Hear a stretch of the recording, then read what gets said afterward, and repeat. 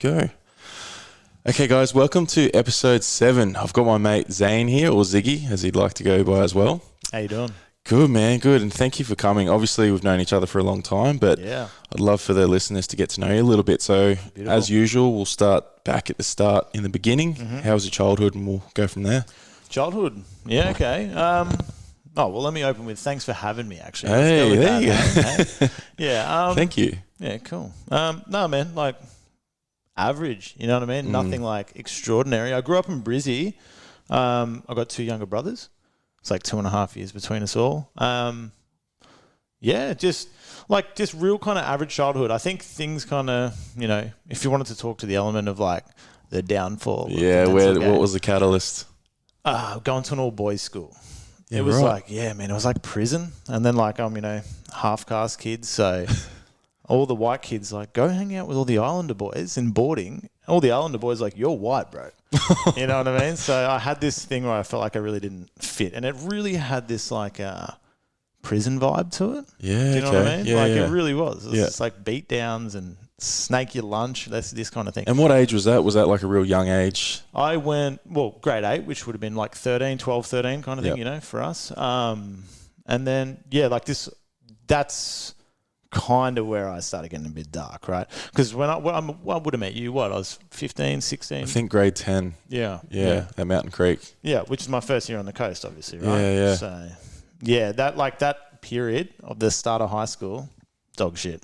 Straight up dog shit. Because coming to a new school obviously is tough for anyone, right? But how did you actually find yourself blending into this? Because coming from Brizzy, like you just said, from an all-boys school, coming up to the coast to Mountain Creek, which is a huge school in itself. Yeah.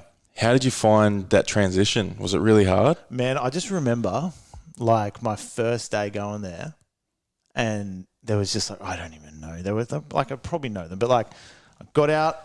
We just lived down the road, right? So walked to school. Yeah. I got there and I just saw these 3 chicks and they were stunning. And I was like, holy shit, where am I? You know what I mean? And I was just freaked out. And it was actually the fear of being around hot girls. And I just started becoming a straight A student up here, eh? Yeah, right. Yeah. I didn't hang out with anyone for It was almost like pressure. It was like pressure to be good. To be noticed. Or just straight up keep your mouth shut because you got no game, homeboy, and then all of a sudden you're paying attention to the teacher. You know what I mean? Yeah, of course. Yeah. So, it's interesting you say that because I always saw you as a guy that, didn't really worry about that sort of stuff. It was you're always pretty carefree, real funny, but obviously, like you said, there was that other side that maybe a lot of people didn't see. Yeah, well, it's I think, not only did we transition where we lived, that point in particular was quite transitional for me. Yeah. Right? Because, on the back end of being in Brisbane, that's when the depression really kicked in. Okay. I really didn't belong, right? And I was hanging out with the misfits. I still love all those boys to this day. Haven't seen them in years, but, we were just our biggest thing was screwing a little bit of pot off someone at a train station. Yeah. Getting a little hell dog. And that was it. That was the extent of me. And I got really dark. That's, straight in the deep end. That's when, I had a few attempts at my life. Yeah. On my mum's side of the family, there's a lot of love there. They're amazing human beings, but it is very regimented. They're all from Fiji. They've all struggled and they've made it somewhere. And that came with, my grandfather, the best human being, right? But he's a hard man, right? So and they've all got those little traits. My mum, her sisters, her brother, right? So I had that. So I had this harsh love when I kind of needed, I think, nurturing at that point. Yeah. And then going to school, getting your ass kicked, coming home and beating up on yourself for not standing up for yourself, So you're very hard on yourself, obviously. Still to this day. Yeah. Without a doubt. I've got my mechanisms that I can work around, my automatic being, but Yep. yeah, automatic Zain. He's just, you don't want to hear the shit goes on in my head about myself, man, Well, I think that's probably something that a lot of men struggle with. And especially when I say men, obviously we grow and develop a lot during that school period, right? Yeah. And I think a lot of it comes from obviously the people who are around, the environment, your home environment. And like you said, man, if you're coming from one environment that's quite tough on you, you're questioning yourself. You go home, same thing. How the fuck are you meant to get ahead? And Yeah. I think about that. I think about those things where, my childhood and stuff was quite good. I had really supportive family, good network, but there were still those same things that kept coming up, which made you question yourself. And I think that's where those insecurities get instilled, right? Yeah. And then they just grow and fester as you get a bit older. Totally. So what was the ways that you transition or got through those things that you were going through at high school? Because that's pretty tough to not to just brush over the fact that obviously we've talked about suicide a bit on this podcast already. Obviously that happened. We don't have to go into how it happened, all that sort of thing. But coming out the other side, what happened? Like, did you think to yourself, fuck, why did I just do that? Like, what is it now that I'm supposed to be doing? Well, it's like 3 occasions I tried it, and all 3 times I got busted. In the same year? Like maybe within a year and a half spectrum, right? Yeah, okay. Within that range. I got busted all 3 times. Third time, again, without getting too deep, got home after just getting belted. I remember this kid, he was like your size, bit of a chunker, right? And he was just smoking me. And I just remember it was just one day I'd had enough, and it was like, why am I taking shit from you? Yeah. Like, look, do you stop anything from going in your mouth? I just gave it back to him. And his mate, who was like 3/4 my size, just had a full can of Pepsi and just balls and just smashed me in the face. And I was like, I'm out. Got home, tried to talk to my mum about it, and it turned into this fight. And then she stormed off, and I smashed a window in my bedroom and went. And she's like, but she was out of the house, and she pulled back in the driveway, came up and said, something told me you're going to do something stupid. Yeah, right. And so I got in my head, okay, well, maybe there's, something bigger that's looking out for me here, right? So there was a whole, all right, let's start getting this kid to see someone. The school had pretty good facilities for that. People started stepping off me because I'd be in the middle of class. It's like, oh, you got to go see the school counsellor. Was this at Mountain Creek? No, this was while I was still in Brisbane, before I left. Yep. People backed off because it's like, oh, this kid's going to the counsellor. He's going to go Columbine on the school. Of Let's course. just back up on him a bit. But it was cool, it was the first time I had the experience of being heard, which is That's massive, a big thing, dude. right? Yeah. And nothing about it, we very rarely spoke about what was going on for me mentally, but just things and just, getting past them, just dissecting where my head went and where it's gone. And then, we've spoken about the education inside a landmark. And I won't get into the finer points for it. And plus, I could talk about my experience with it, but everyone's different. So I just say, if you wanted to check it out, Landmark Worldwide, that's the place to go, right? Cool. But that has been the main turning point in my life, without a doubt. Yeah, right. Right? That's huge. Yeah, definitely. And so I started getting a bit of confidence about myself. So this is a form of teaching or learning that helps you with certain things? Sure. Well, the way that they would put it is I guess what their mission statement, so to speak, would be is they want to redefine the experience the human experience, sorry. Right? Okay. And reinventing what's possible for you. So this is kind of, I think, where the structure for how I operate. And I'm no professional here, right? This is just my experience. But I can see where I've gone, where I started and where I am now, and I can see that that's quite a monumental shift, right? And for me, I kind of relate to myself now as there's this Zain that I just wound up being, right? I didn't really have a say in it. Something happened, I made it mean something, and then that got sucked into my personality. And most of the time, that comes from something pretty shit happening, right? Yep. So I've got that, and I'm not trying to change that guy. He is what he is. I see him for as good, as bad, as ugly. But there's also this Zain that observes that Zain, right? And that's the one I created. And it's so at any given point in time, I can call it depression, I could call it anxiety, I could call it stress. But am I coming from the automatic self or am I coming from the created self? And that's the only line of distinction I'll ever draw, right? Yeah. Because it knocks emotion out of it. It's irrelevant.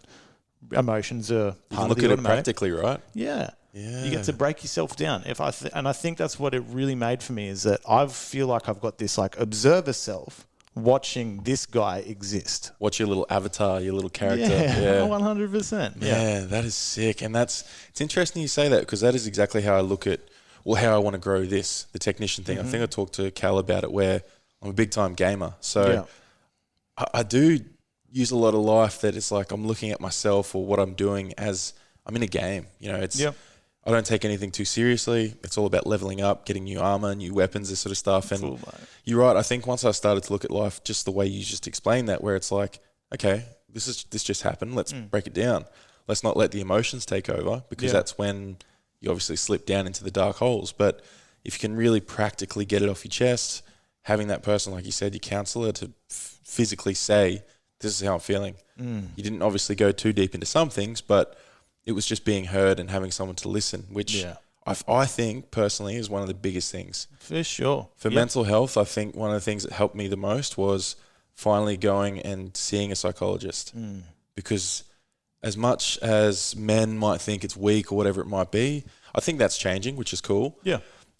Man, having someone to ask those questions we might not know to ask ourselves. And like I mentioned before, my mate that just said this morning, where he's dealing with, the trauma of losing his dad. Yeah.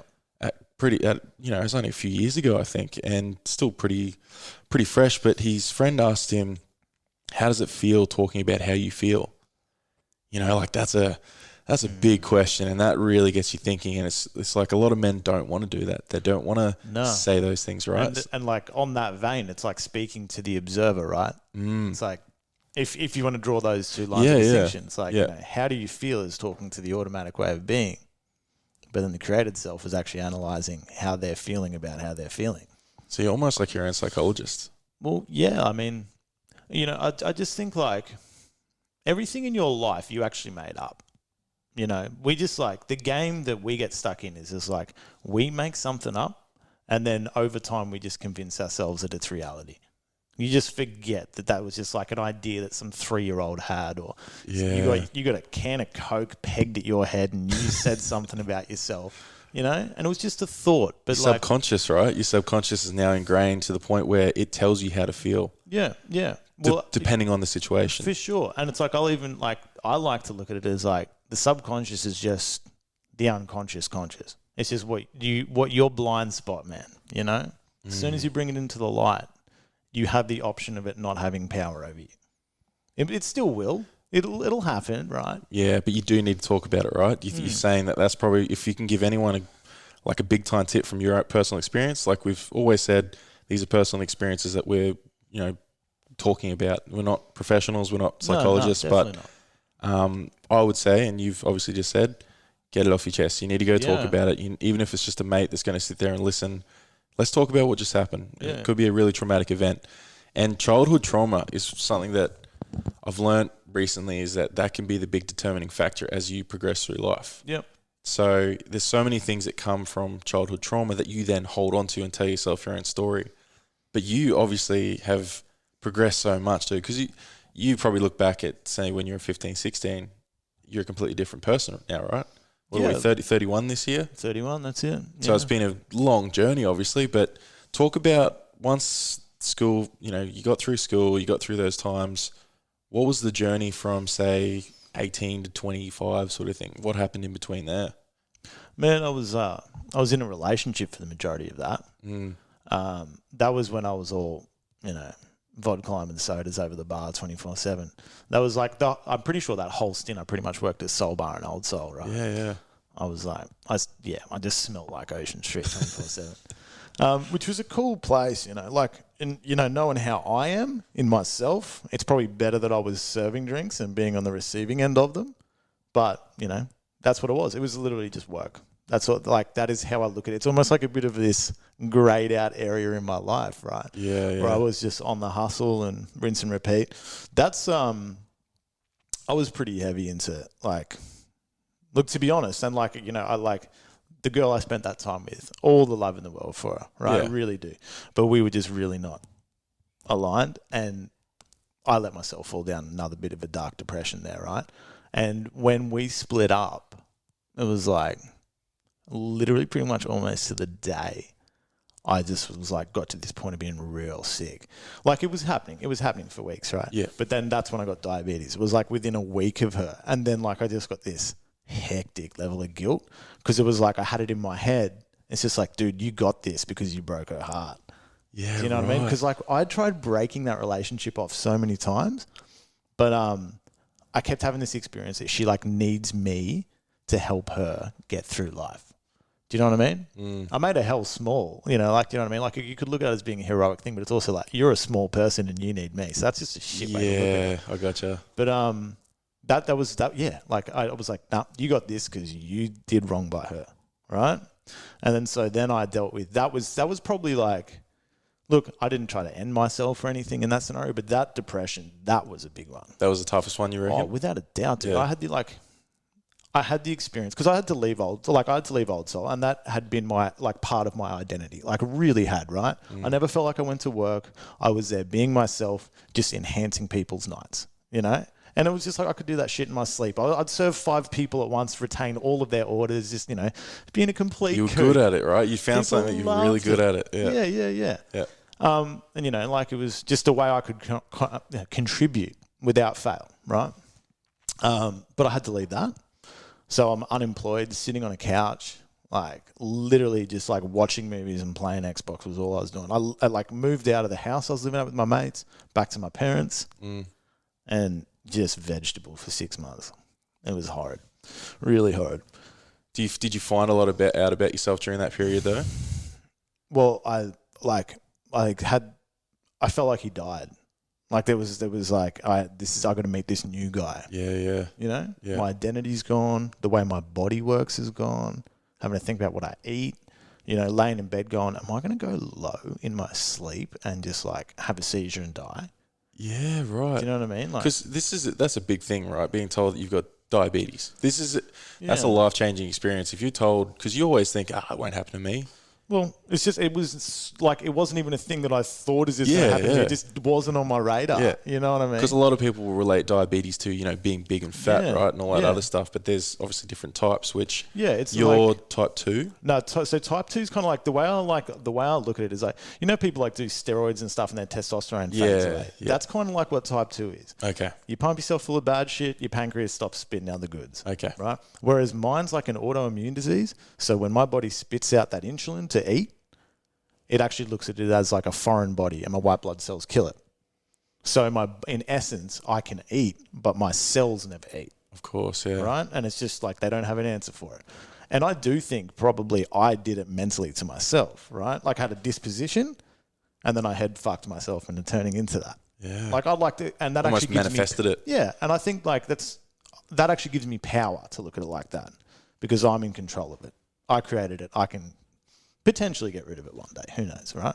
Right. Anything's possible, right? Yeah. But yeah, no, I actually went through a mourning of myself. Really did. And I guess, you know, like what I am now is I'm still automatic, but the creation's there, right? Yeah. I think, the biggest transition probably didn't happen from the coast. It was from getting sick to now, which has been, 6 years.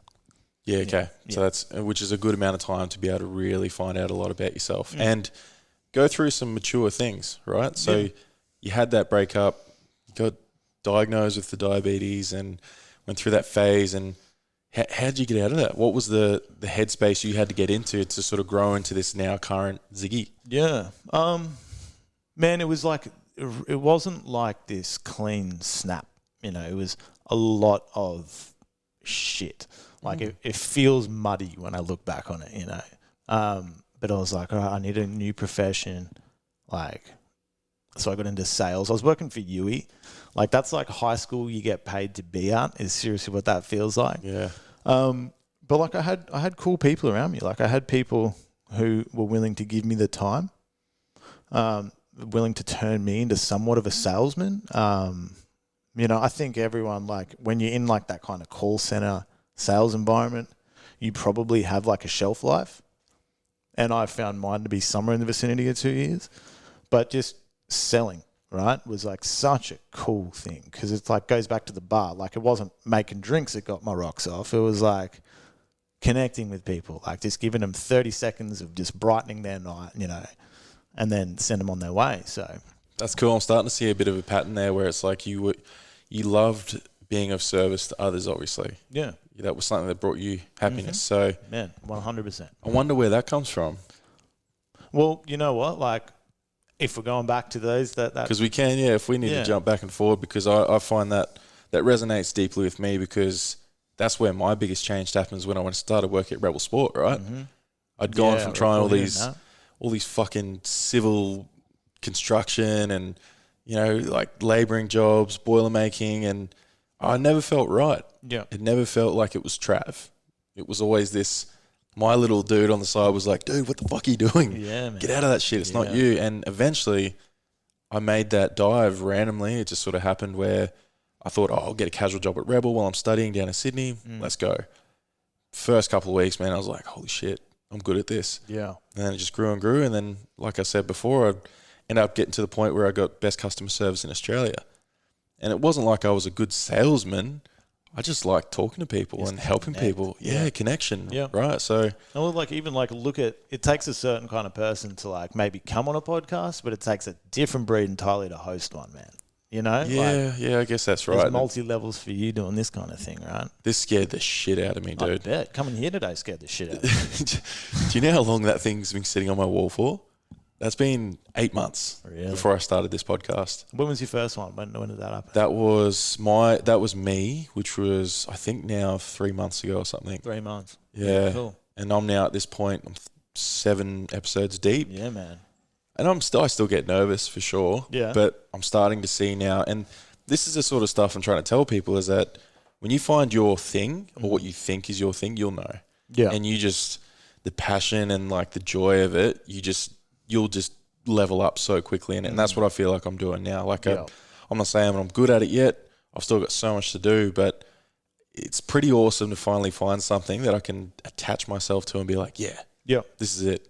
Okay, well, like, question for you then, because this is something I've been kind of thinking about myself lately. That's cool. Do you think that this way of expressing yourself would have occurred while you're doing that civil stuff? No. Yeah. No way. Yeah. You know, this for me, I heard someone say this last night in a podcast I was listening to. You know Jay Shetty? No. He's unreal. Yeah. Anyway, he had a guest on. I can't remember his name, but he talked about how he's a super introverted dude. I'm actually pretty introverted, I think. And he said he's one of the best journalists to ever live. He's traveled 60 countries. He's been in war zones. He's done all these crazy interviews with these crazy people, and he's introverted, you know, right? Yeah. That's not his natural thing. But what he felt like when he had a pen and a paper, a microphone, whatever in front of him, that was like his little reason to talk to people. It was like he felt more comfortable because he could sort of hide behind it. And yeah, bro, for years I always felt really nervous going to, say, parties, meeting new friends, because I was so scared that those people weren't going to like me. They were like, this dude's a fuckwit, or like he's just not cool or whatever.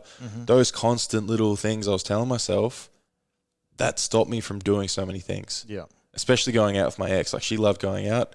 Gracie loved partying, and I used to always make up excuses not to go because I was so scared that, oh no, someone's going to find out what I'm like. Yeah. You know, like, 100%. And I always felt like I had to get pissed before I went out. Like, and that was a big thing I really struggled with. I don't know if you were ever like that, where you felt like you had to get drunk just to go to a party. Yeah, man. Yeah. I'm sure there's plenty of people like that. Yeah. And I think it's almost like, it's an Australian thing too, right? I remember going, like, we used to, go to Ivy's place, Isaac's place, and his dad had, like, above the fridge these shelves of, like, homebrew. Petey. Yeah. And just fill up, like, a water bottle full of them. And you'd get through half of it. And it's basically methylated spirits, isn't it? Yeah. You get to a party like, man, that was such a sick night. Yeah. But you barely remember any of it as well. Oh, yeah. And you're 17, so you just wake up at 6 a.m. and go to work like nothing. Like it's nothing. Yeah, now you're hungover for 5 days straight. I'm still feeling like 6 months ago. Eh? Literally. Yeah. No, but it's interesting you say that, because there has been a few people now. It's probably not as common as I might think, but yeah, for real, like any event or anything, even that breath work yesterday, man, I was low-key a little bit nervous because there was a lot of people there I was going to meet and network with. For sure. But it was weird. I got there and it was like, maybe I'm not that dude anymore. Maybe I don't get, because I didn't get nervous. Once I was actually there, it was just the most amazing energy, bro. Like, just, everyone was cool. Maybe that's the thing. It was people that I want in my circle. It was people that are on my level of understanding, my level of consciousness. Like, it was, everyone held a place for each other. There was no judgment. Yeah. You know, you go from school that we're talking about before where there's judgment galore. That's all everyone does. That's what humans do. So I think now that we're in this space as we get older, we're a bit more mature. If you look back at school and you think about those things you went through to the point of, you nearly wanted to kill yourself, or you tried, right? Yeah. What are some things you could say to someone now that's going through those moments? Because I'm pretty sure I've got a few listeners that are around that 15 to 18 years old. Yep. What are some tips you could give them to get through those sort of times? I think I know it's a hard one. That's a hard one. I even kind of somewhat played that question in my head the last couple of days going, what if I get that dropped on? Yeah. Man, I don't know. It's really hard, right? And I don't want to get, because it's not my business, or at least a public information business, but my youngest brother's very much like me, and I can see him going through a lot of the mental traps. Yep. I think he's on the other side of it now, but I've seen that. And I realized I couldn't really help him, right? It is a personal thing. And I think, yes, get it out in the open. I think it's talk to someone. Yeah, there's a reason why a kettle allows steam to escape, because it'll explode otherwise, Yep. So you got to have that mechanism. Don't look at that to necessarily fix you, but at least take the pressure off, right? You're looking to just take I don't know. I really go see Jordan Potts at Exalto. Yeah, that's the thing. Throw yourself, do something that scares you. Get out of your comfort zone. Yeah, genuinely scares you, and don't look to make these huge leaps and bounds, right? When you're down in the shit, 10% gain is, the jackpot, right?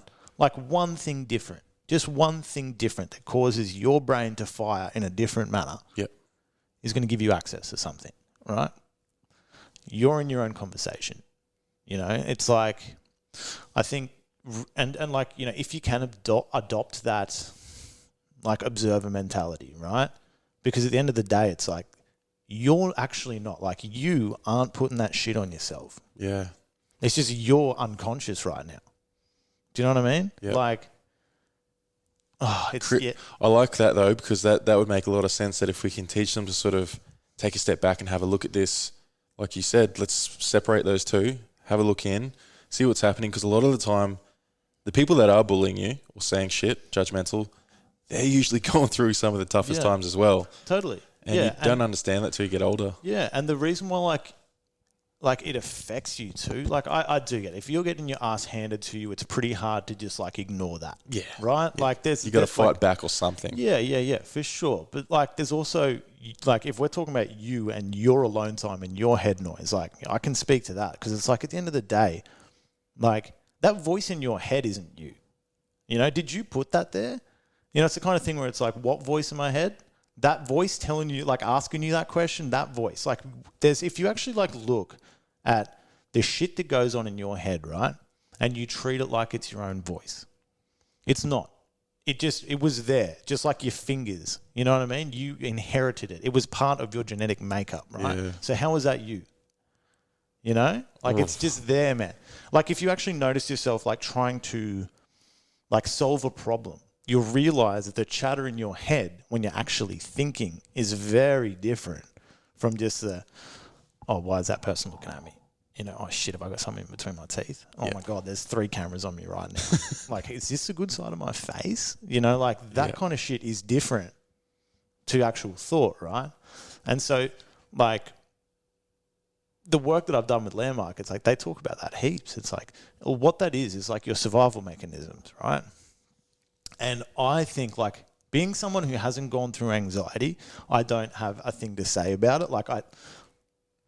I do have things to say about it, but don't take my opinion as gospel, right? Yeah. But I do think it's anxiety is a result of you treating that internal dialogue as though it is you, right? Because its one purpose is to keep you safe. Because if we're going back to saber-toothed tigers and living off hunter-gatherer shit, it pays to have a voice that second-guesses everything. Who was that guy coming up? Is he going to kill me and my family? Oh, should I be so confident walking around? Should I be making so much noise? Should I be loud and proud? Something's going to kill me, right? And we've spent more time of human history like that than like this. But we didn't lose that voice. Like, do you know what I mean? So now it's turned from saber-toothed tiger to why is my boss talking to me like that? Yeah, why is Janine being a bitch to me today? Straight up. Sitting at the office chair, and you can't get away from it, right? Where No. it's exactly what I've learned about, where the antelope can get away from the predator, and then it calms back down. The body comes back down, you know, and you can't get away from Jeanette. You're at her desk next to her every day, or you're in the car every day, and you're dealing with fucking traffic or whatever it might be. Bottling up, bottling, and that little thing inside, which I read a book, I can't remember what it's called, but they broke it down as, they said that it's your little roommate inside you. If that guy was your mate, how long would you keep him around? Straight up, hey. You'd fuck him off, right? Yeah. If this little guy in your head was telling you, oh, don't go do that today, this might happen, you know, or, oh, you're fat, or look at yourself, you know, all these things that, this is your self-talk, and this is why I think affirmations work, for sure. Self-talk, self-love is so important. Those things where you, like you said, you need to get out of your comfort zone. Yeah. Because if you let that little dude win, or little woman, whatever it might think, if you let them win more and more, they become stronger and stronger. Exactly, yeah. You can't control them. They control you. Yeah. The trap is thinking that you'll ever get rid of it. You can get real good at shutting it up real quick, but you will never be free of that. So if that's the game you're playing, you're always going to lose. Yeah. Right? But the thing is, like, a couple of things that, like, yeah, those affirmations, because it's like realistically, like, that was a big, actually going back to, you know, like what got you through. The sales was big, but I was like listening to like all these motivational speakers before I got to work, right? I didn't believe it for a fucking second. Yeah. I didn't. But I was like straight up going, lie to yourself. Lie to yourself, because realistically, like, I don't deserve good things in life. My life's horrible. You know, like, I'm unattractive. Those were all lies you told yourself that you forgot that they were lies and now they're your truth. Ooh, right? So why not lie to yourself? Just be present to it. Like, it's not like, oh, but I don't believe that. I don't believe I can have anything I want. That's cool. You will eventually, because you forget that it was something that you were feeding into your brain. Yeah, it's the story you're telling yourself. Yeah. And that's the crazy thing, is that we have the power to create these amazing stories, but everyone seems to go down the other side where it's like, oh, I'm like this because this happened. I'm like this because, oh, I can't do that. It's like there's so much negative self-talk. They don't realize that what they're doing by doing that every fucking day, they're instilling in them that this is who I am. Yeah. They can never change. They believe that they can't do that. And I've seen them. I've seen people come back from severe depression. Myself. Yep. I was a shell of a human at 22, 23, all that sort of stuff, you know. If I went back to 10 years ago, I wouldn't even know who that dude is. Yeah. The way I treated my partner at the time, disgusting, you know. Not that I was a bad person, but she went through so much shit because I just was a different person. I look at my relationship now. Tams and I have an incredible relationship. We don't fight. We just build each other up. You know, it's incredible. We're so everything's so good. You know, and I think maybe I had to go through those 10 years of absolute toxicity in my life, just for myself, no one around me, to get to the point where I am now. Because not that everyone has to go through hard times to become a better person, but for me personally, it worked. Yeah. Because now I look back and I compare myself to myself. For sure. Yeah. And that line of comparison drawn can be a great thing, right? But yeah, it's getting from A to B. That's the journey. Not even getting from A to B, just getting a little bit away from A is the hardest part of the journey, right? Oh, man. We were heading towards a point where I really wanted to hit, actually. Okay.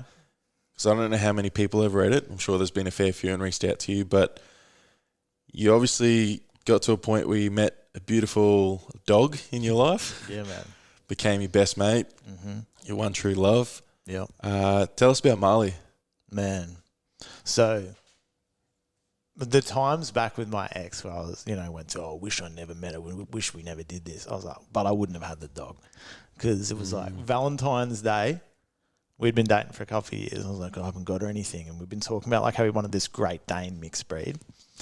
And we're sitting there like going through the paper and there's like these Great Dane cross puppies for sale in Nambour. I was like, do you want to do it? Like full. Like we were like living at her parents' place. Like worst idea ever. Situation wasn't right. No. Yeah.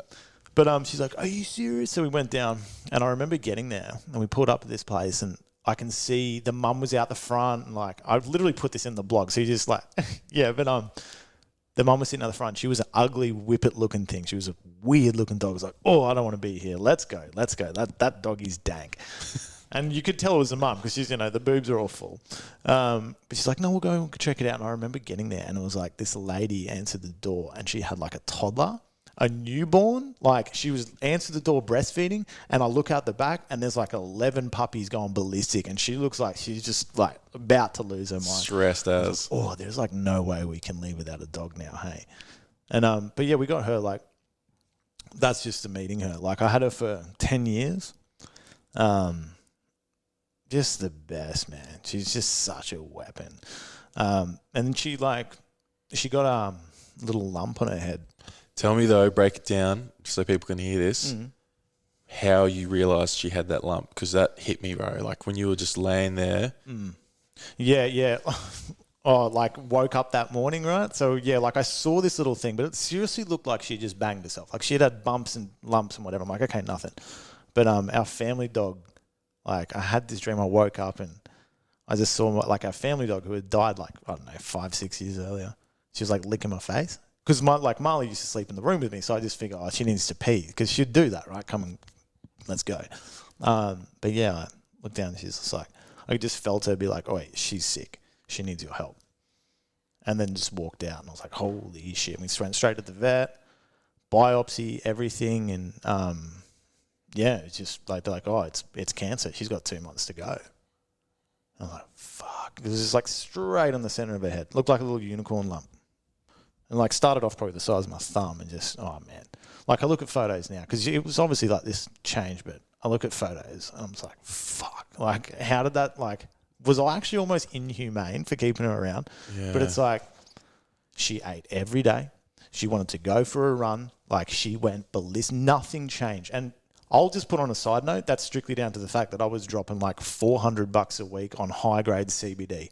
Yeah, I saw that you were like looking after her heaps, like good top quality food, like everything you could. Yeah, like her grocery spend became more than mine and Bree's put together. And I was like sitting there, I was, fresh kangaroo meats, whatever. I'm sitting there. Like I don't even eat red meat, right? And I'm sitting there just covered in blood, just like, here we go. But like after she passed, I was like, just side note, I was like, fuck, where am I getting all this cash from? And I I was spending like $2,500 a month. Actually, that's a great point. Like you were just making it happen, right? Yeah. And like, I was like, am I flogging a dead horse? And we'd just like go to the vet and she'd be like, this dog looks hideous. Because it got to the point, right? Like, so it started like, we had the lump and then it was just like, oh, shit's going sour. Because they got like, the dog's got those little third eyelid thingies. Started coming across this eye. So the tumours started pushing down in her eye. And at the end, her eye was down here. Oh, I saw that actually, yeah. And the whole thing just like grew. So she had this like second head off the side of her, but she did not quit, man. And it was like, hey, like, doing the pep talks with your dog. She's like my best mate, dude. And it's like, hey, we can end this. We can, but it's like, and dogs, like they can pick up on that shit. I read somewhere it's like the average dog learns 200 words in their lifetime. Like imagine going to Japan with 200 words under your belt. You'd get by. 100%. You know what I mean? No sweat. It's like if a dog can comprehend that, and she wasn't a smart dog, so we'll maybe give her 150 words, but she's still good, right? Still pretty good. Yeah. It was gnarly, man. It was just really gnarly, like going through that process. And then, because I used to live in Coolum, I had this little, like down Second Bay, we used to go all the time, every day when we lived there. And it was like, I booked in the vet eventually to get her put down because it was just like, she'd still want to go for her night walks and go for a swim and do all this stuff, but like she was just it was just flogging her too hard. Like 3 hours walk would amount to a day worth of bed. And I was like, this is not worth it. I can't do this to her anymore. And that we booked in and yeah, I had her out in the front yard of the place we're at now. I just lay on top of her. And like I always bounce between kind of looking at myself as being a spiritual person and not, but like, I full-blown felt her soul pass straight through me. Oh, like felt it, man. That's goosebumps, man. Yeah, because I was weeping and like, the vet's like, all right, it's time. And they like put it in her and I was like on top of her, like literally on top of her and my head's on her head. And I don't know why, but I like instinctively started breathing with her because she's like, she's going to do some deep breaths and then it's going to get really rapid and then it's going to stop. And I just followed her. And I was like, weeping. And then the second she took her last breath, it was just like, woof. It's making me wobble right now. Yeah, you remember how it felt? Yeah. And it just went through me, and I just with no sadness. That was the thing. As soon as that happened, I was like overjoyed. It wasn't until later that night that I walked past like her spot. You know what I mean? And she wasn't there. That's when I got hit. But for the rest of the day, I went out because I was like, said to everyone, I was like, you go out the back. You know, I had my family there and a couple like and a friend as well. But I was like, yeah, you just go out the back. This is my time with her.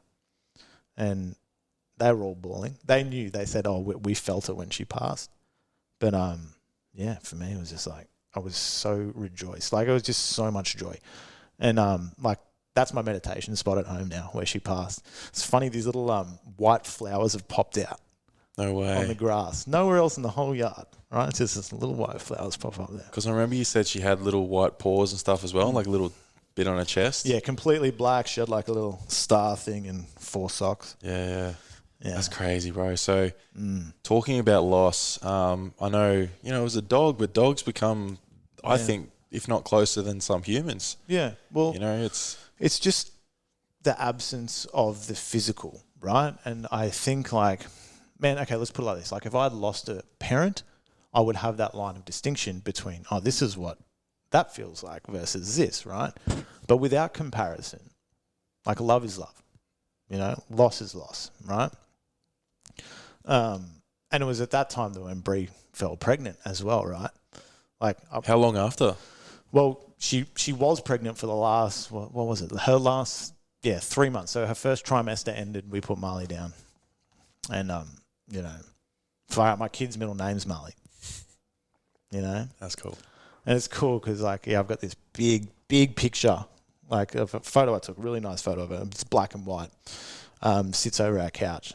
And, like, I have the kid up in the morning, I'm, like, holding him like this. And he's not looking at me. He's just staring at the poster. It's so good. What? Yeah. Yeah, there's something to it, man. But, like, the way I look at it is like the nice little happy context I put to it is like, well, I spent nearly 11 years raising my son's first guardian angel. That's the way I put it, That's cool. Yeah. And do you think that experience with Marley taught you so much in life? Man, it was hands down the biggest experience of my life. Everything, even that 12 months, because that 2 months they gave her, we extended to 10 through the CBD and diet, right? So when I didn't even realize, but my entire year was catering for a sick dog. Like it really was. Like it absorbed everything. Like I'd turn down trips away. I was really particular. Like if I was away from the house for 3 hours, I kind of was like, oh, I've got to get back now. It was there. It was this huge thing. It was like full-time carer for this thing. I don't regret it.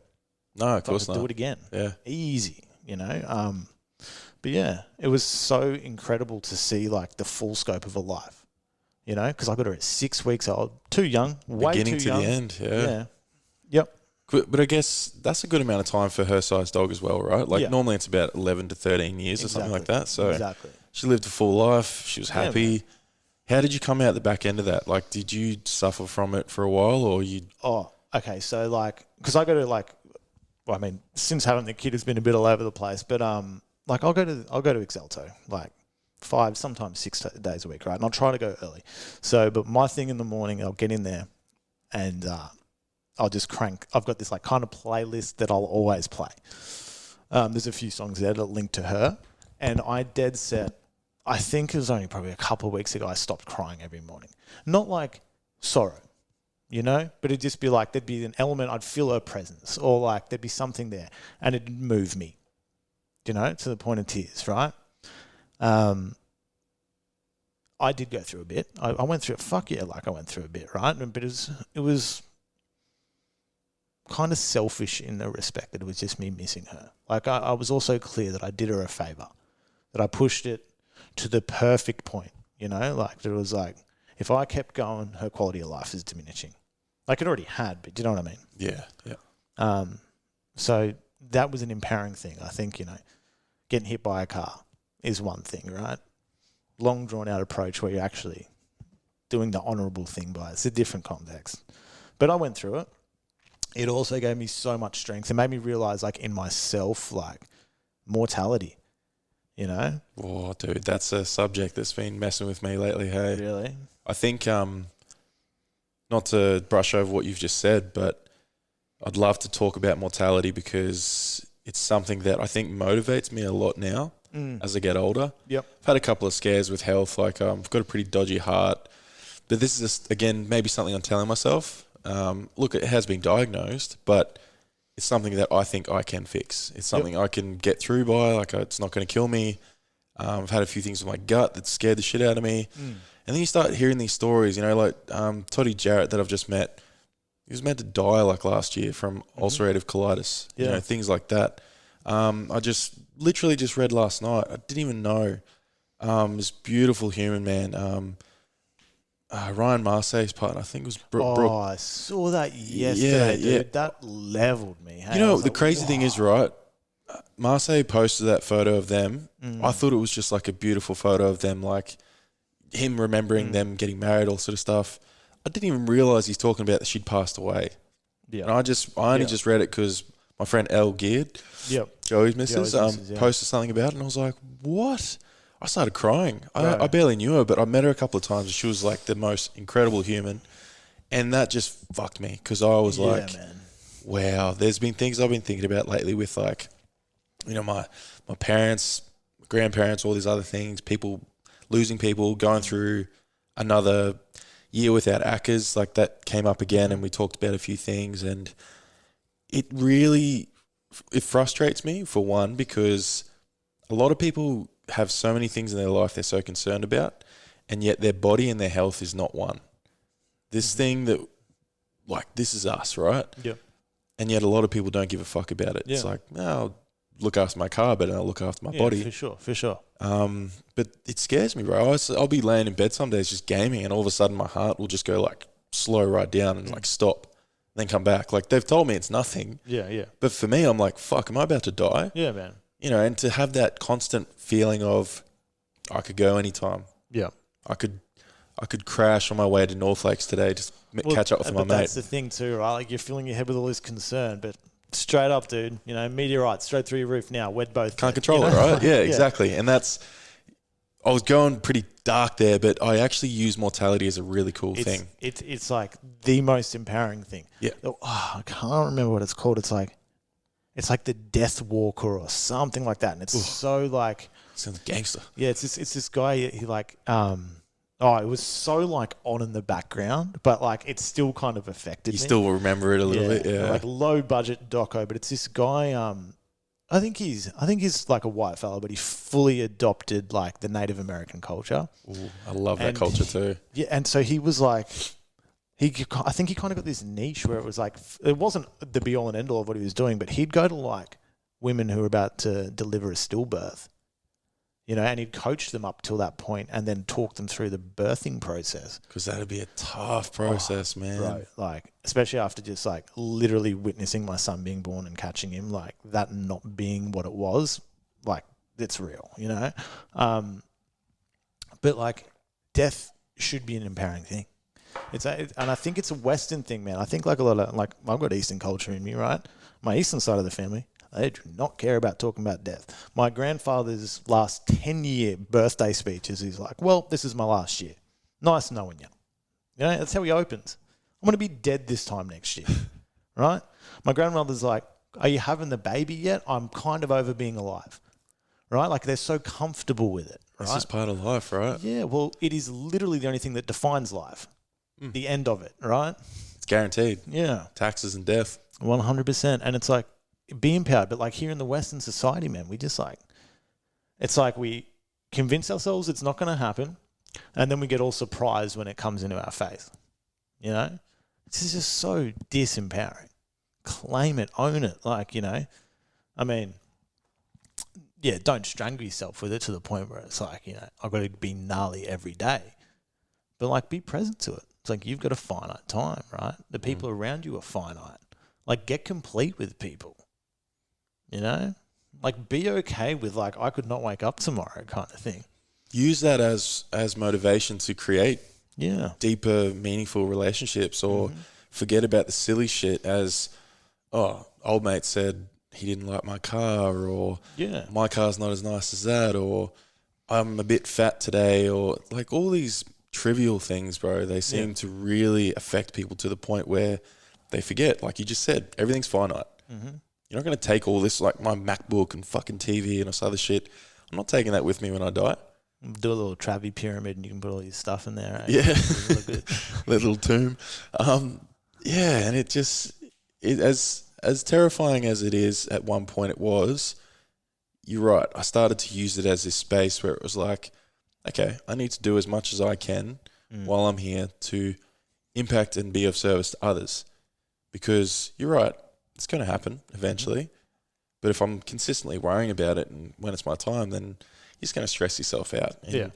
And I liked what you said where it sort of relates to us. I know a lot of people, a good mate of mine, he's so stressed about doing so much, always working, always making as much money as he can. He wants to buy that expensive car down the track. And look, that's awesome. Everyone's got their own goals. Totally. Don't let those goals destroy your now. Because if you're so concerned about what's going to happen 30 years from now when you finally got all that money and that sort of thing, how do you truly enjoy here? Yeah. How can you truly enjoy this conversation we're having? I love this shit because podcasts for me, and when we get these headphones on and stuff, this is all I'm thinking of. Yeah. I'm listening to you. I'm connecting with you. I'm not thinking about the dramas and stresses I have outside of this. And I think people don't realize how powerful a good conversation can be sometimes too. 100%. And it's like, I guess there's two ways of a conversation can go, right? Like, well, yeah, what am I trying to say here? It's like, I think, I don't know about being truly present, right? Like for me right now, and it's sure, it'll be different from like for you, right? But like here right now, there is an element of me that what is speaking is I want to contribute to the people that are going to listen to this thing, right? But that's future pace because right now we're just recording this thing, right? So I'm a strong believer on your present is either dictated by your past or your future. So like the time actually spent present is pretty fucking small, man. You know, like I've experienced it through breath work and meditation, but like if you talked about the scope of a week, max 30 seconds. It's a very good point. Of genuine presence. Yeah. Right? They can be here. They can be here in this moment and not deviating too far. But like, boom, there is nothing. That's such a finite experience, right? So if you're going to spend your life chasing that, like, are you kind of chasing a unicorn? See, the way I look at it is it's like, yeah, whatever element you're living from, like if you're coming from the past is there to keep you safe, right? Because the only things that retain, like, you know, I think that's why people can sleep in a negative context because what you hang on to is the bad stuff. But it's not even necessarily from the point of view of, oh, you just look at life shit. It's like, actually, well, if I touch a stove, I burn myself, right? But that time, like, I had a fantastic day. Well, that does nothing to help my survival. So what, like, cool, I had that great time. But, like, you're not going, you know what I mean? It's not represencing itself. So your past is generally made up of bad shit and the story you attach to it. So detach from that. But the future you're living into creates your present, right? So it's like, let's say Friday afternoon, like you're doing a 9 to 5, you're still at work, dude. Like, you know, Friday is the same as Thursday, right? Why is Friday a cracking day? And then why does Sunday suck when you know you're going to work the next day, but you're still in the weekend? Do you know what I mean? Yeah. Fridays are a better day than Sunday, but one, you've actually got the day off, and the other one, you're at work. That's your future creating your present. You know, you're going on holiday. You know, you beat your sales targets the week before, right? It's your future creating that. Wow. I love that. Yeah. That's a really good way to look at it. It is also a bit of an indicator as to where our culture's at too, though, right? Like, not that there's anything wrong for 9 to 5. Everyone's different. Like, if that's what you're after, cool. But it does worry me that a lot of people live with this lifestyle that is a Monday to Friday. The weekends, you spend those 2 days maybe doing the shit you want to do. Yeah. And you're back into it Monday to Friday. And it's a systematic approach that's been created and molded by the powers above, without getting too... You'll see. Honestly, but like, And I talked to Cal about it where they don't like creatives. They hate creative minds. No, it doesn't benefit society as it sits, right? Goes Like the against status everything quo. they've created. Yeah. They want workers that just go to work, do their thing, do their job. We need those people though. Mm-hmm. We need our factory workers that build these things. We need our retail workers that help the people to buy the things they need. And it's all part of it. But at the same time, it's really sad to think that some people want more, but they don't take more. They don't create that life that they really want. And they just go through that life, man. They get to 75, whatever it is, the retiring age now. They're like, fuck, I never actually lived what I wanted to do. And then going back to death being the empowering thing, I don't look at the retirement factor. I look at deathbed. What's the last 2 minutes of my life going to look like? Do you know what I mean? What are people saying about me? Just what am I saying? Like, I wish I did that. Oh, I should have done that. I can't believe I was so stupid to let this rule that. You know what I mean? Like, that's the filter I try to run through life decisions now. Yeah, well, I mean, and in your life right now, dude, like how do you feel about everything? You've got your dad now, you've got a beautiful partner. Like, how's everything feel for you? I am so heavily created right now, right? It's like I feel the biggest disconnect between my automatic ways of being and who I express myself as, right? So the person I am every day when I get out of bed, I actually feel is more created than just how Zain wound up being. And that so in essence, to answer your question, I'm probably the most empowered I've ever been, right? Like, I genuinely feel that, which is why I'm here today. Because throughout, the one thing I felt like I didn't get back from the other side of, becoming a diabetic was I stopped giving myself. I used like we were talking about earlier, right? Like, I've known you pretty much half my life, right? I was loud and proud. I was confident because I'd done that work, right? By the time I came to Creek. And that guy just died.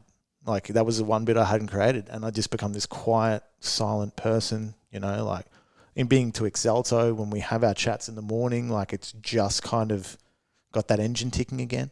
I'll sit there. There's always something I could say, but I just keep my mouth shut. And then some days I'm like, cool, rev it up. Bounces well with the group. I'm like, okay, cool. Maybe there's still something in you. And then you hit me up and I'm like, fuck no, I do not want to do that. So, okay, let's do it. Yeah. You went towards that fear, right? Yep. Yeah. Lean into it. And I see you being a bit more creative again lately too. Yeah. And I love that, dude, because you're one talented motherfucker with that too. So, appreciate it, brother.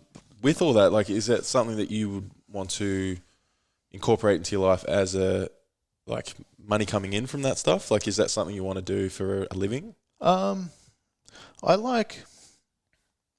always liked the idea of having my fingers in a few different pies. And I actually don't want to limit myself to one source of income. And I've been working to generate that. But my dad used to he'd get those exercise books and then draw a story. What did he make? What was it? Captain Zucchini. This guy'd eat a zucchini, then he'd basically he was like Pickle Rick before Pickle Rick was a thing. Seriously. My dad made that when he was we were kids. And that was the superhero. And he used to write books for us every now and then and, give them to my brothers. And so when I was right after Marley passed, and I was I've got 6 months. So I was I'm going to write a book for my kid. Did it, bought the iPad, we're doing all this artwork for it. I've actually finished the book, but now I go back, it's far out. I've gotten so much better at digital art that it's I'm looking at the artwork on, it's kind of shitty. You know what I mean? So technically I've done it. The idea's there. It's, and the book is written, every page is drawn. I'm just going to go back and redo it. Sick. But that's one thing I want to do. I really want to do that. It's actually put that out into the world, right? What's your ideal time limit for that? Next 12 months or so? Yeah. By all intents and purposes, my goal was now. Can you speak about the name of it? I've called it Wild Boy. Nice. Yeah. Right. Yeah. Man, so that's cool because obviously you're in a space now where your creative is back. You're feeling a bit more whole. Exalto's a big part of that. For sure. Speaking of all these things that help, this is where I want to get to a part which I love talking about, which is my technicians, tools, tips, and resources. So if there's certain things in your life that have helped you a lot, what are they? Yeah. And what would you tell anyone listening right now to sort of help them get by through some of the things you're going through or been through? Yep. So I think so I'm approaching this from an element of looking at bringing integrity to my life, right? But not integrity as far as keeping my word. It's about honoring my word and choosing what my word is. So now that I've actually chosen that, like, I want to be whole and complete, like elements of my health, listening to Cal speak the other day, I was like, fuck, I need to book in with him, don't I? You know what I mean? But a few months ago, wouldn't have cared, honestly, right? Because my integrity wasn't aligned with that. But I think, and you touched on it earlier, so much of it starts with your diet, your oxygen flow, your fitness, right? And I'm not saying get jacked. I'm just saying if you don't have that in your life, implement it to a degree. Even if that is just 10 minutes walk where you didn't do it previously, right? Just step up from where you are. Don't get comparisons between you and Potsy because you're going to come off second best, right? But create your next step and just always have something to go for. And if you can just get yourself a little bit more healthier in the form of actual physical movement and then diet, that'll make a difference, right? And it just takes you taking a few steps like that till you can actually experience momentum. When you experience momentum, it's a snowball rolling down a hill rather than you pushing shit up it, right? But take care of that. Don't waste your time doing anything. I wouldn't even start meditating and shit until you've at least got a baseline there, right? Yeah. It's your pipes are dirty, man. You're not going to get the flow through it yet, right? And I'm not perfect either. You look at my bin, there probably is some wicked wings in that bad boy, right? Oh, KFC is a must. I'm getting some on the way home. 100%. Well, it's a bit early for that, yeah. Opens at 10 a.m., doesn't it? Yeah. But, step up your baseline, whatever it is, right? Just step that up and then speak. At least let your body flow to the point where you can get words out your mouth and then start talking to someone, and then do things outside of your comfort zone. Again, don't go jumping straight into an ice bath. Maybe start off with a cold shower, but just step outside of your comfort zone, fractional, because then your sphere increases, right? And then what can fall inside that new open space, you won't even see, right? And then it's 6 months from now, you're going, I want to start a podcast when I had a problem being a public speaker, don't set the big goals when you're in the shit, right? Because the person that wants those big goals is coming from a place of shit. So when you grow that and when you get out of that shit, you may not want that goal anymore. Do you know what I mean? Yeah. Yeah, and I like that, what you just said then, because my psychologist put it in a way that I was really overwhelmed last year. I was in a space of probably one of my toughest times of my life, because obviously Tamara got locked out of the country. Yeah. Being Canadian and wasn't allowed in. Obviously we went through all the correct steps to get her back. We didn't do anything dodgy. Took a long time. But bro, that ruined me. I went through some of my darkest depression I've been through. Yeah. But one of the things that helped me was my psychologist said, I was trying to start a business last year with Christian Parlow. Yeah. We were both coaching, going through right? stuff, bro. Yeah, he was dealing with some very tough times himself with family and stuff. And we both, these two very low energy people trying to help each other get through these things.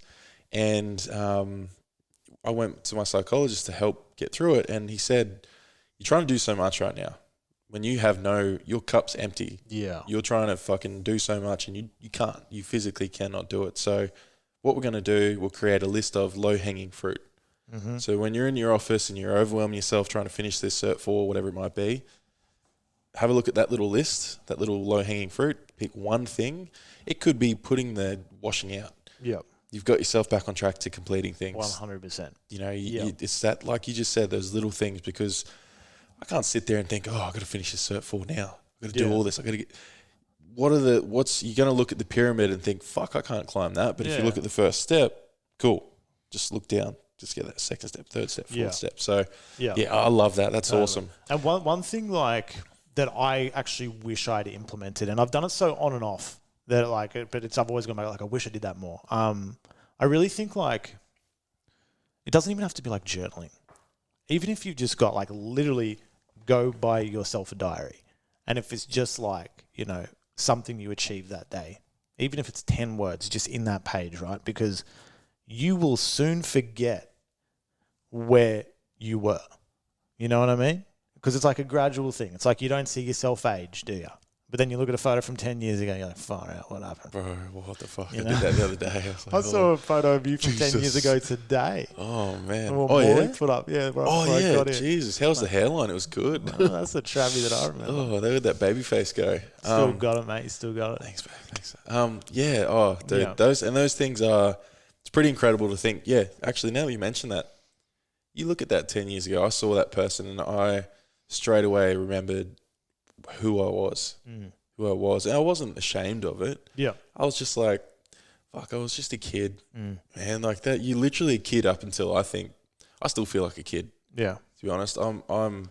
Yeah, I think you're always going to look back and go, oh, look at that young lad, you know, like 50 to 70 even, you're probably still pulling that shit on yourself, right? Like, 100%. And I actually said yesterday in this breathwork thing, we had a little group of 3 where you had to go and meet 2 other guys that were completely random, 2 other people.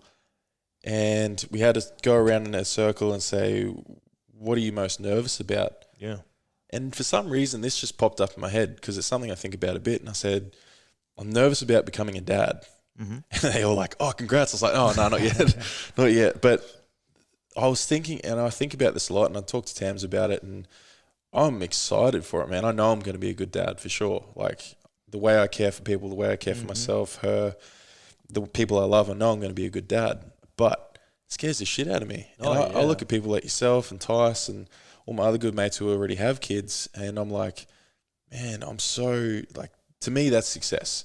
Success is subjective, but for me, success is doing those, being a good dad, going to work, supporting your family. That shit scares the shit out of me, bro. I haven't been able to support myself for the last 15 years. Yeah. I've always had a great support network, but it is something that plays my mind a lot where I'm like, how am I supposed to look after a kid? Oh, dude. When you get the answers, tell me, hey, and I'm like a month. You're still figuring it out, obviously. Well, like it's... Yeah, like honestly, man, like the kid factor, I gladly could have gone through my life without being a dad. You know, it's something Bree really wanted, right? Right. And yeah, it's like he was a conscious thing. I mean, it was like, you know, yeah, he was of intention, all right. Yeah. But I was like, okay, cool. And it's just me going, yeah, fuck, I'll be a dad, you know. And this is like one and done kind of thing. Yep. I knew that was the case. I woke up the next morning, I was like, you're pregnant. Like, it doesn't work like that, Zain. I'm like, you're fucking pregnant. I had a dream about my grandmother. That's how it happened. Straight after we'd gone to sleep, my grandmother's like, I'm a great grandmother. No and I woke up way. next morning and I was like, oh, fuck, I'm a dad. I know I'm a dad. You know? Yeah. But like, it's crazy. It's really cool. Like, it's like, you know, if you're looking at maybe the universe throwing you shit, like my first baby dying, you know, saying goodbye to the dog, and then ushering in new life, all within a 12-month. Literally straight after, right? Yeah, So it this was 12 like, months has been big for you. I'm so present to what physicality and life and death is at the moment, right? And it's just so sick. And like, you know, I just had it in my head, like, I'm on a good wicket, dude. I work from home. I make decent cash, right? Like, I control my hours. I'm in a really empowering space, and I do what I love. But it's like, even then, I'm like, I'm not where I want to be. I don't own a house yet, right? Like, I've probably got to, you know, like, there's all these like these financial, materialistic things that it's like have never been on my radar that started occurring, and I'm like, oh shit, I got to do this, I got to do that. I'm fucking, you know, like, I'm not ready to be a dad, and it's like, I'm pretty sure, like, I'll look at the house I grew up in, like my first few years of life. It looked like a fucking demountable, you know. And it's just like, you don't have to be anywhere, man. It's like what matters is like just being accountable, right? You're never going to like, I'm getting the experience that I'm never going to teach my kid anything. Like, you know, me sitting down going, hey, mate, listen here. This is how it works. Da-da-da-da-da. You don't fucking learn. You know what I mean? It's like he's going to see who I am as a man, and that is going to be his, you know, his compass. Yeah. That's a good point, actually. Yeah. Which is like actually like that accountability has been really like empowering for me. Because it's like when I go to like, when my automatic voice starts kicking in and gets a little louder, it's like, oh, well, fuck it. You know, like, do you want to be, what kind of man do you want to be for this kid? Right? And I look at him. I call him Mr. Squish. I just look at the little squishy man. What's going on? There's nothing going on between his eyes, all right? It's just like, yeah. But you see so much when you look at him too, right? Like, Man, do you ever you sit there and you think, I created you? Yeah. What? Well, I just had a sick time 9 months before he was born. I didn't really create him, but yeah, it's cool. It's really cool. Like I'm enjoying this road, and it's gonna. And like I can tell, man. Like I can tell. Like even though, obviously we've known each other for a long time, but we haven't obviously like mingled as much as we'd like to. But I've seen your journey through social media. You don't know the things that go on behind, but like most people, but you can just see growth, bro. Even when you started going to Exalto, physically, obviously, you look amazing. But I could just tell that this different confidence. You can tell when people are just different, bro. The way they walk, the way they hold themselves, they carry themselves, the way they speak. You've always, obviously, like Jordan said, man, you're like a natural-born speaker. Like you have way with words. As much as you might not think it, there's a good reason why I wanted to get you on here. So, yeah, I appreciate that, man. Dude, honestly, you killed that. That's actually a really good amount of time too. I mean, if there's one thing before we go, any local businesses you'd like to gas up? Well, of course, Exalta, we're going to start off with that. I did talk to Lachlan Miller, so Concrete Flooring Solutions. Nice. Give them a check out. Yeah. Let me see, a bit of Raw and Rice. I was going to wear my Raw and Rice jumper. I've got to support those boys. Yeah, the OGs. Yeah. You used to work for them, yeah? Yeah, I did like back-end business stuff, like not in the shops. But if you go in, there's like a pretty good replica of me, my little brother. He's actually much more refined, smaller nose, prettier, more charismatic. You'd love him. Which one's that? Sean, middle one. Oh, Sean's in there. Yeah, nice. Big dog. The big dog. So, yeah, I'll give those a shout out. Nice, man. Yeah. And my last little shout out actually will be Boag. So these are actually my first sponsor, bro. I saw that actually. Yeah, have you seen them before? I see Jordan raving about them, and like I'm looking at implementing small amounts of red meat back into my diet.